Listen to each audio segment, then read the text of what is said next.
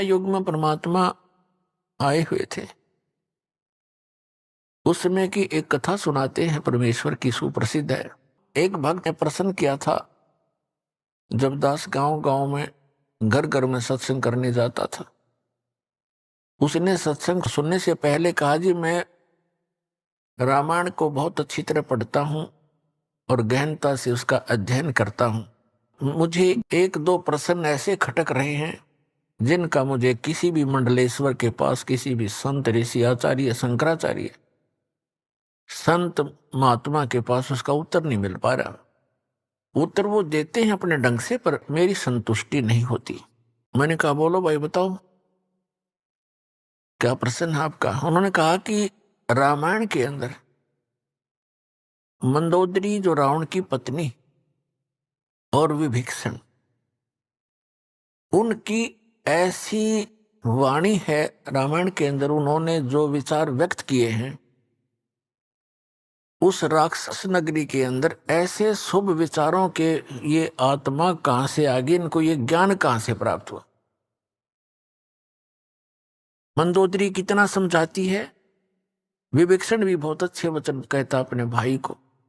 ये विचार उनके पास कहां से आ गए, और पूरे श्रीलंका के अंदर कोई बोलनिया नहीं था। और दूसरा वो ये कह रहा था कि जैसे हम सुनते हैं कि समुद्र के ऊपर पुल बनाया, कभी तो हम सुनते हैं कि श्री रामचंद्र जी ने पत्थर तरा दिए, फिर हम ये भी पढ़ते हैं कि श्री रामचंद्र जी ने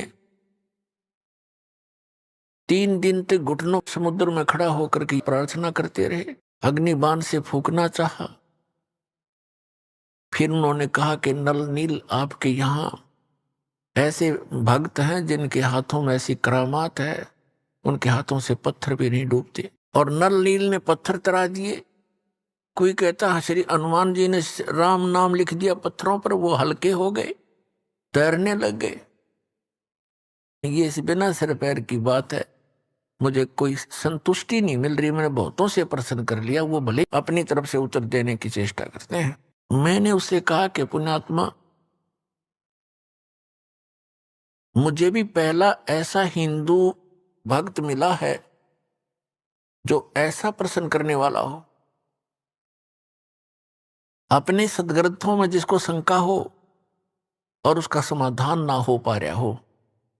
अन्य श्रद्धालु तो कोई तो कहीं फंस गए हैं, कोई राधा स्वामी कहीं चले गए, कोई किसी के, कोई सच्चा शब्द सरसा। उन्होंने रामायण आदि पढ़ने की आवश्यकता नहीं महसूस हो रही। और शेष जो श्रद्धालु ब्लाइंड फेथ किए बैठे अपने गुरुओं पर, और एक आप हो जो ऐसी बात कही है जो प्रत्येक ने इस पर विवेचन करना चाहिए था। और इसके लिए यदि मैं आपको उत्तर दूंगा अभी, तो आपकी बुद्धि कैच नहीं कर सकती, क्योंकि आप बालक हो। अभी तो आप इस अध्यात्म मार्ग में प्रथम कक्षा के विद्यार्थी भी नहीं हो। तो सबसे पहले आपने सृष्टि रचना सुनना पड़ेगा। अब रात्रि में मैं सत्संग करूंगा, आप सत्संग सुनना और आपके प्रश्नों का उत्तर उसमें मिलेगा। दास ने पहले मौखिक सृष्टि रचना सुनाई और उसको ऐसा लगा जैसे ये दंत कथा, लोक वेद, बनावटी सी कहानी है। फिर दास ने सुनाया ये जो उसके प्रश्न का उत्तर था, वो कथा आपको भी सुनाता हूं। जिस समय परमात्मा स्वयं मुनिंदर नाम से प्रकट थे, उस समय श्रीलंका के अंदर एक चंद्र विजय नाम का एक भाट था। भाट आपको पता होगा, जो राजाओं के घरों में जाते थे, बड़े बड़े नवाबों के घर जाते थे, उनकी प्रशंसा के पुल बांधा करते थे, उनको कथा कहानी सुनाया करते थे, उनको चुटकुले सुनाकर उनकी महिमा के पुल बांधकर प्रसन्न करके उनसे कुछ रोजी रोटी प्राप्त करते रहते थे। वो चंद्र विजय नाम का एक भाट था। उसके घर में पुत्र पुत्रियां और पुत्र वधू कुल मिलाकर 16 सदस्य थे। परमात्मा कहते हैं, गोता मारूं स्वर्ग में, जा बैठूं पाताल। गरीबदास जी वर्णन कर रहे हैं परमात्मा की महिमा को। गरीबदास ढूंढता फिरूं अपने हीरे मोती लाल। तो परमात्मा एक साधु रूप में चंद्र विजय जिस रास्ते से सुबह सुबह सैर सपट्टे को जाता था, उस मार्ग में एक वृक्ष के नीचे बैठ के, और पुण्यात्मा भक्त का एक विशेष लक्षण होता है कि साधु संत दिखाई देते उसकी आत्मा अपने आप आकर्षित हो जाती है। वो उसका सौभाग्य या दुर्भाग्य, वो असली है या नकली, लेकिन वो असली मानकर ही पहुंच जाता है। तो परमात्मा भी कहते हैं कबीर साहब के साधु दर्शन राम का, मुख पे बसे सुहाग, और दर्श उन्हीं को होत है जिनके पूर्ण भाग। कबीरा दर्शन संत के, परमात्मा आवे याद, और लिखे में वही समय, बाकी का समय बर्बाद। अब जो ही चंद्र विजय अपने निर्धारित समय पर सुबह सुबह बाहर निकला, घूमने के लिए गया, फ्रेश होने के लिए गया, जाते समय देखा कि साधु बैठा है। अपना वापस आते समय उन्होंने चरणों में प्रणाम किया और कहा, महात्मा जी, दास का यह मकान है, छोटा सा झोंपड़ा है, दर्शन दो भगवान, कुछ आहार करो, हमारा भी उद्धार करो। परमात्मा तो गए उसी विषय में थे। परमात्मा ने कहा कि भाई, मैं ऐसा वैसा संत नहीं हूं, मेरे कुछ नियम हैं, मर्यादाएं हैं, उनको यदि तू पालन करेगा तो मैं चल सकता हूं तेरे घर पे। करबद्ध होकर के चंद्र विजय भाट ने कहा कि हुक्म करो परवरदिगार, क्या नियम है, क्या आदेश है आपका? संभव कोशिश करूंगा, जितना भी संभव मेरे से हो सके। परमात्मा ने कहा कि जो मेरा भक्त हो जाता है, उपदेश दीक्षा ले लेता है, मेरा शिष्य बनता है, मैं उसी के घर जाता हूं, ऐसे वैसे व्यक्ति के, अनुपदेशी के घर में आहार नहीं करता। तो चंद्र विजय ने कहा कि भगवान, मैं तो गुरु बना चुका हूं एक ऋषि को, और उसी ऋषि को गुरु बना रखा है, और बहुत से हमारे साथियों ने। तो परमात्मा ने कहा, आपके गुरुजी ने किस भगवान की भक्ति बताई है? अब चंद्र विजय कहता है कि और भगवान कौन है? शिव जी, शंकर भगवान ही तो है सर्वेश्वर, और हमारे राजा भी भगवान शंकर के ही उपासक हैं। फिर परमात्मा ने उसको कहा कि भाई, तुम सभी भ्रमित हो, ये शंकर भगवान नहीं है, ये एक देव है, और ये तीन देव एक जैसी ही शक्ति वाले हैं। श्री ब्रह्मा जी रजगुण, श्री विष्णु जी सतगुण, श्री शंकर जी तमोगुण। जैसे आजकल के दृष्टिकोण से अब दास समझाएगा, जैसे एक प्रांत में मिनिस्टर होते हैं, मंत्री, तो उन मंत्रियों का एक जैसा ही रैंक होता है, एक जैसी पावर होती है, एक जैसे ही वो एमएलए से होते हैं, लेकिन उनके विभागों में अंतर होने से थोड़ी सी वैल्यू उनकी घट बढ़ जाती है, वो अलग बात है। फिर परमात्मा ने बताया, तीन लोक का राज है ये, ब्रह्मा विष्णु महेश, ऊंचा धाम कबीर का, बाणी बिरह विदेश। तीन देव की जो करते भक्ति, उनकी कदे ना होवे मुक्ति। गुण तीनों की भक्ति में ये भूल पड़ो संसार, कहे कबीर निज नाम बिना कैसे उतरो पार। अब चंद्र विजय को कुछ बात खटकी, कुछ हटकर ज्ञान था, कभी कड़ुआ लगा, कभी मीठा लगा। घंटा 2 घंटे डिस्कशन करने के बाद उसने निर्णय ले लिया कि भगवान, आपका ज्ञान भले ही मैं पहली बार सुन रहा हूं, पर आत्मा को खींच रहा है, कुछ अच्छा सा भी लग रहा है। शुरू शुरू में तो अच्छा नहीं लग रहा था। तब चंद्र विजय ने कहा कि भगवान, दीक्षा दे दो दास को। परमात्मा ने उसको मंत्र दिया और कहा, अब दर्शन दो दास के घर पे। तो चल पड़े मालिक। अब चंद्र विजय के घर रहे परमात्मा 2-3-4 दिन, प्रार्थना करके रखा उनको। सारे परिवार को बैठा लेते थे और सत्संग सुनाते थे, ज्ञान सुनाते थे। तो प्रथम बार तो केवल चंद्र विजय ने ही दीक्षा ली, बाकी सदस्यों ने नहीं दीक्षा ली, क्योंकि पहले बड़े श्रद्धालु व्यक्ति थे। दीक्षा ग्रहण बेशक ना की, लेकिन ज्ञान सुनते रहे। परमात्मा चले गए, वो फिर कुछ दिनों के बाद फिर आए। उस समय तक चंद्र विजय ने सारे परिवार को तैयार कर लिया दीक्षा दिवाने के लिए।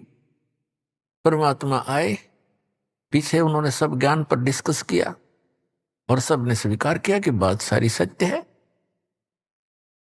और समर्थ हैं ये संत, इनके दर्शन से ही आत्मा प्रसन्न होती है। जिन मिलते सुख उपजय, मिटे कोटि उपाद, भवन चतुर्दश ढूंढियो वो परम स्नेही साध। और वो तो परमात्मा आए थे, उन सब ने दीक्षा ले ली। पूरे चंद्र विजय भाट के 16 के 16 सदस्य दीक्षित हो गए। अपन आत्माओं देखना मालिक की कैसी रजा होती है। अब पहले चंद्र विजय की पत्नी करमवती प्रतिदिन मंदोदरी के पास जाती थी, घंटा 2 घंटा उसका मनोरंजन करवाया करती थी। और क्या सुनाया करती थी? ऐसे ही घटिया सतर के चुटकुले, बेहुदी बातें जो आम समाज में कहीं भी नहीं जाती। इस तरह की घटिया प्रकार के चुटकुले ऐसे ही जैसे बतलाया करती हैं वो दोनों जनी, और मंदोदरी को हंसाया करती थी, खुश करती थी। जब उस करमवती को ये ज्ञान हुआ, फिर वो जाकर के मंदोदरी जी को, Mandodari wife of Ravan king of Lanka, उसको समझाने लगी, ये ज्ञान सुनाने लगी। इस ज्ञान को सुनकर मंदोदरी की आत्मा ऐसे खिंचने लगी और एक दिन ये बोली कि करमवती, तेरे अंदर तो सारा डंगा भरा था, ये बात तू लाई कहां से? इतने सुंदर वचन आत्मा को खींच रहे हैं, तो ये ज्ञान कहां से लाई? तेरे सत्र का ज्ञान नहीं है ये, वरना आज तक हमने किसी सतग्रंथ में देखा नहीं और किसी पुराण में पढ़ा नहीं, किसी ऋषि ने सुनाया नहीं।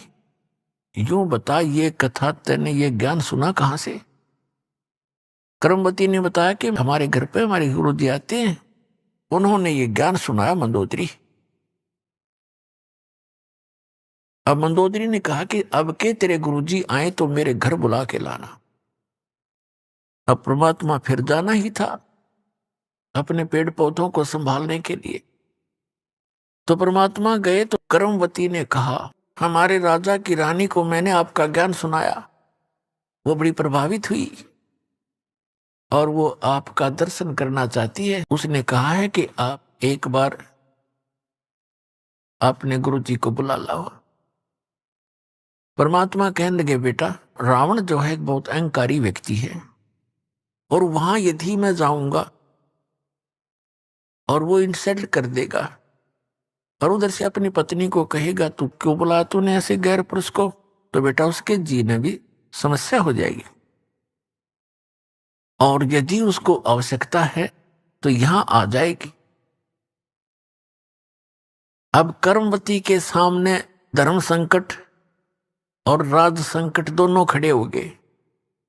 धर्म संकट तो ये हो गया कि गुरुजी ने कह दिया, मैं दोबारा कहूं कैसे?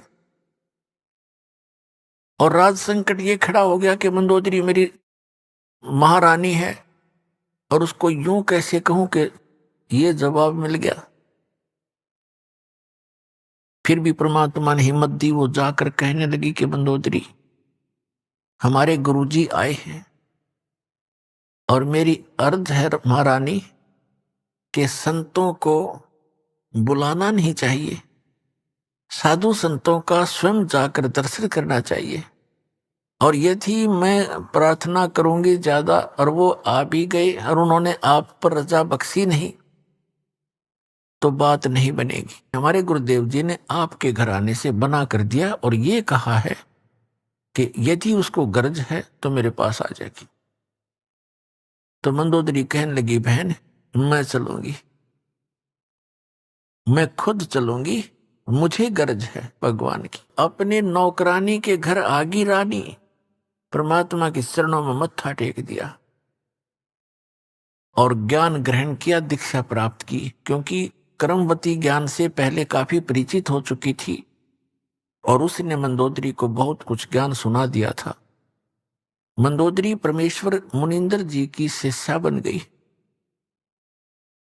फिर वो अपने पति रावण से ये कथा ज्ञान सुनाने लगी। रावण कहने लगा, तेरी बुद्धि चल चुकी है, तेरे को किसी गलत व्यक्ति ऋषि ने बहका दिया है। भगवान शंकर से ऊपर कोई शक्ति है।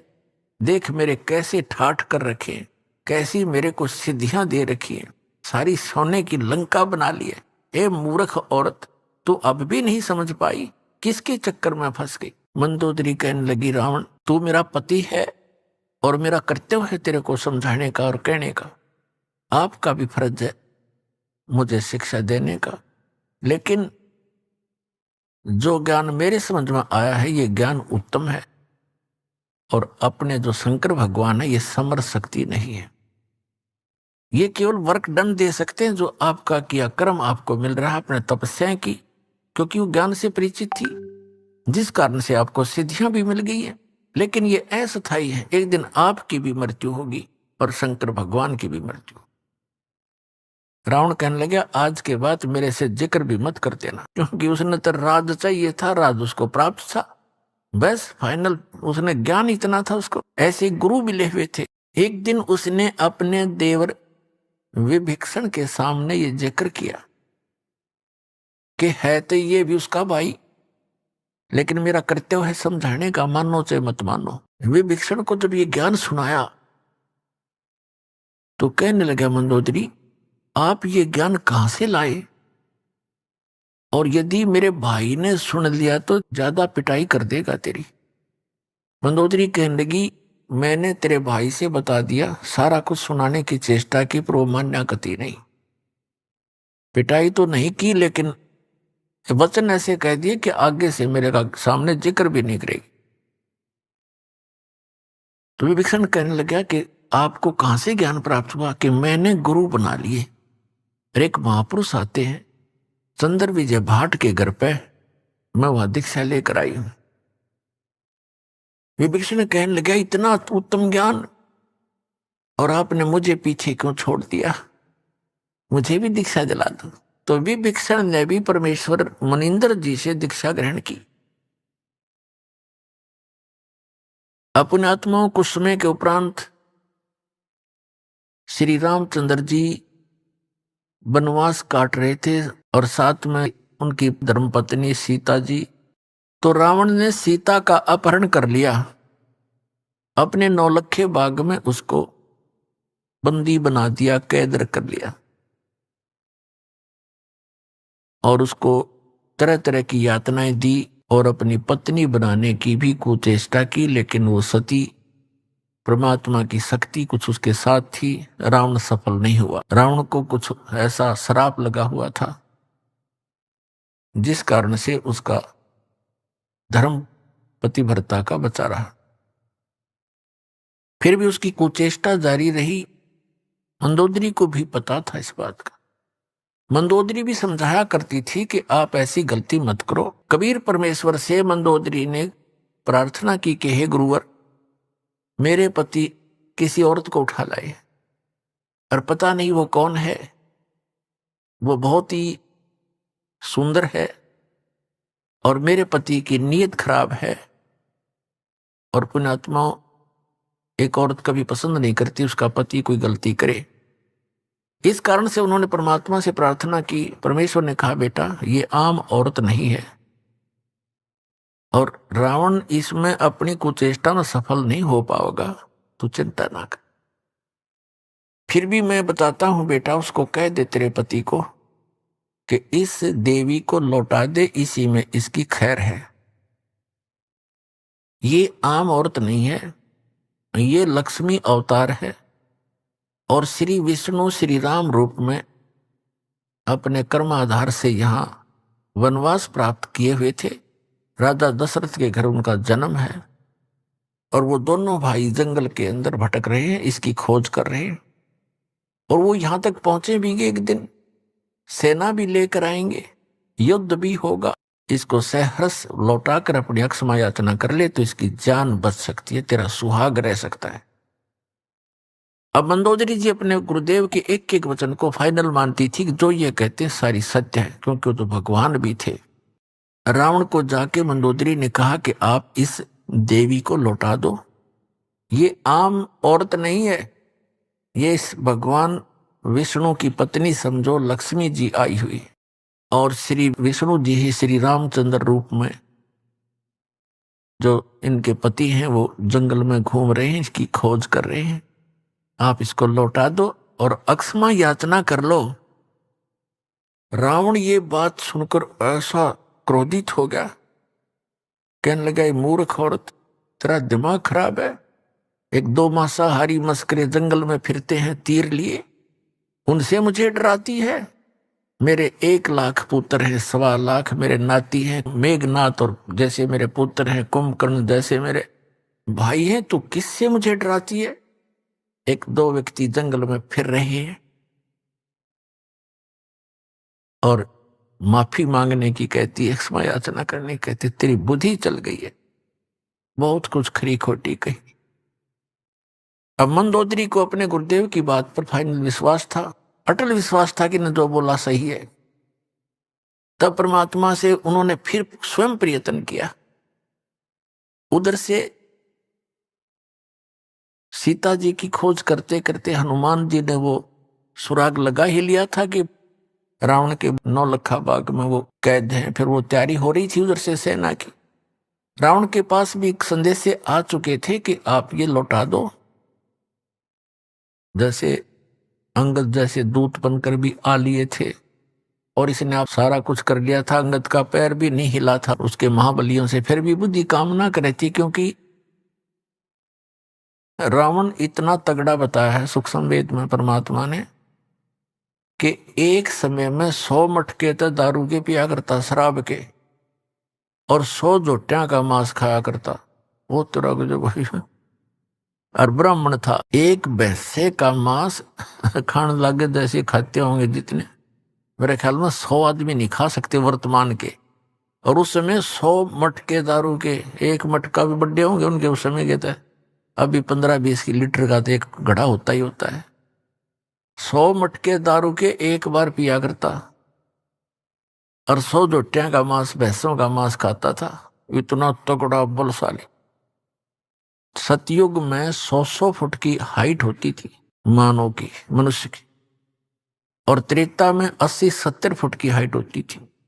ये सेड का बिचला सिरा 45 फुट है, हिसाब लगा लो कितना ऊंचा दिखा आपने। इसे 25 फुट और ऊपर जाइए, इतने लंबे, और फिर चौड़ाई से पैरेलल होगी इसकी।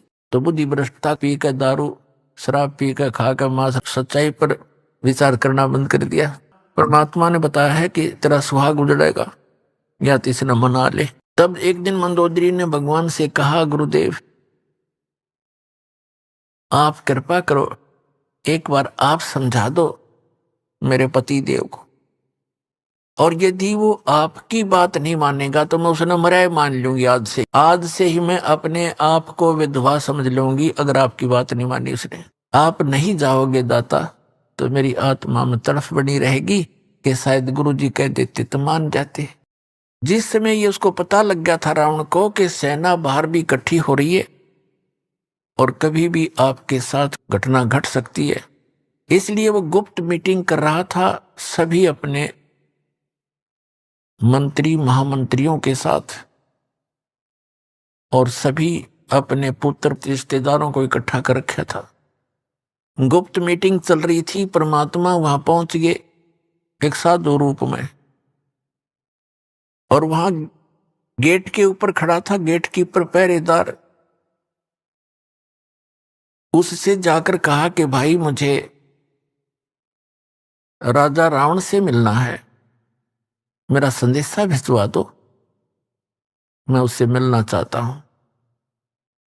पहरेदार ने कहा कि महाराज ये रावण इतना खतरनाक आदमी है, इतना क्रोधी है, इसने आदेश दे रखा है कि अंदर का संदेश तो बाहर जा सकता है, बाहर का संदेश इस दौरान मेरे पास लेकर आने की आवश्यकता नहीं तेरा सर कलम कर दूंगा, कत्ल कर दूंगा। तो महाराज मैं बेबस हूं। अब उस समय संतों से भी डर लगता था, क्योंकि वो कोई वचन कुवचन बोल देते थे जो हानि कर देता था। तो परमात्मा समझ गए कि इसके बस की बात नहीं, अपनी व्यवस्था ये सही जाहिर कर रहा है। तो परमात्मा वहां अंतर ध्यान हुए और रावण के दरबार के अंदर प्रकट हो गए, जहां पर लाखों आदमी बैठे हों। तो वो कितना बड़ा महल होगा, इतना लंबा, बीच में गेट, ऊपर ऊंची स्टेज के ऊपर बीच में गैलरी, स्टेज पर बैठा रावण। ज्यों ही उसने देखा कि महात्मा अंदर किसने आने दिया, रावण ने आदेश दिया गरज के पहरेदार को बुलाओ। उसने कैसे इसको अंदर आने दिया, आज हम गुप्त मीटिंग कर रहे हैं। तब तक परमात्मा निकट आ गए और कहा, जी आपके पहरेदार का दोष नहीं, आपके गेट कीपर ने कति मना कर दिया था, और यहां तक कहा था कि अंदर का संदेश बाहर आ सकता है, बाहर का संदेश मैं अंदर नहीं जाने दूंगा, और आपको तो जाने ही नहीं दूंगा। तो रावण ने पूछा कि तू आया कैसे, फिर जबरदस्ती आया कि नहीं? उसको पता ही नहीं मैं कैसे आया। तो परमात्मा एकदम अदृश्य हो गए, अंतर ध्यान हो गए, और फिर तुरंत वहीं प्रकट हो गए। तब कहा कि मैं ऐसे आया, उसको नहीं पता, वहां तो मैं अदृश्य हो गया और आपके राज दरबार में मैं प्रकट हो गया, ऐसे आया। तो रावण ने कहा कि बोल क्या काम आया तू, फिर तेरी खबर लूंगा, तू अंदर आ कैसे गया। परमात्मा ने कहा कि रावण, जिस देवी को तू उठाकर लाया है उसको वापस लौटा दे, तेरी इसी में खैर है, और अपनी अक्षमा याचना कर ले, तेरा कुल बच जाएगा, तेरी जान बच